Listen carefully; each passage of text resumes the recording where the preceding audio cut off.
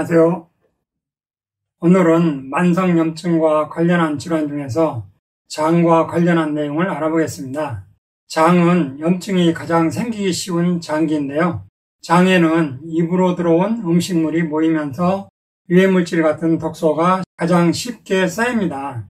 식도를 지나 들어온 음식물은 위에서 소화되고 장으로 내려보내는데 과식이나 잦은 간식 섭취로 쉴 새 없이 음식물이 들어오면 위의 소화 흡수 속도가 음식물이 들어오는 속도를 따라가지 못해서 충분히 소화되지 못한 음식물을 장으로 내려보내게 됩니다. 이렇게 소화되지 못한 음식물이 장에 쌓이면 장 내 유해한 균이 소화되지 못한 음식물을 분해합니다. 이때 유해물질이나 가스, 독소가 나오는데 면역세포가 독소를 이물질로 여기고 장벽을 지키려고 공격하고 그러므로 해서 장에 염증이 생기게 됩니다. 또 한편으로는 나이가 들면서 생기는 장 노화나 과식, 수면 부족 등의 나쁜 생활 습관이나 스트레스로 염증이 생기고 염증이 오래 지속되면 만성염증으로 이어져 세포가 망가지고 결국 여러 가지 생활습관병이 발병합니다. 생활습관 발병의 원인으로 염증을 꼽는 이유이죠.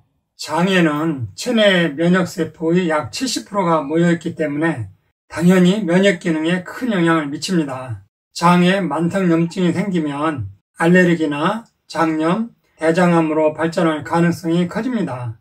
이런 점에서 장의 만성염증은 다른 장기의 염증보다 훨씬 심각한 결과를 초래합니다.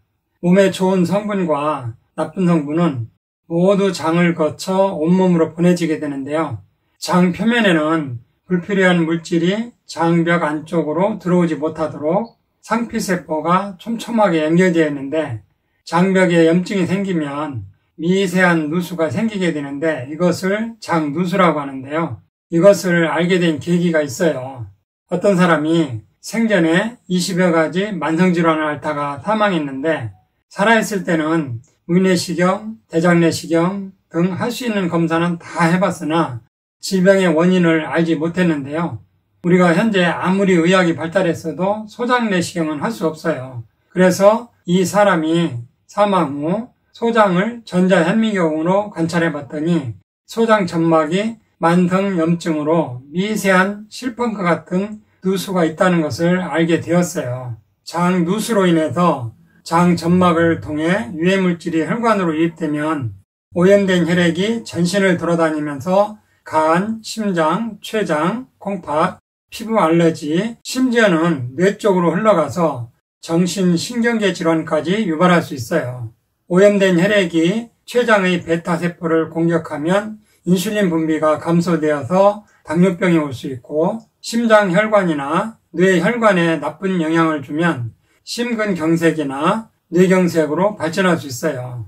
장의 만성염증은 많은 질환들을 유발할 수 있기 때문에 건강한 장을 지키는 것은 중요한 문제라고 생각합니다. 최근의 건강보험 통계에 따르면 크론병, 궤양성 대장염을 앓는 국내 환자는 6만 명이 넘는다고 하는데요.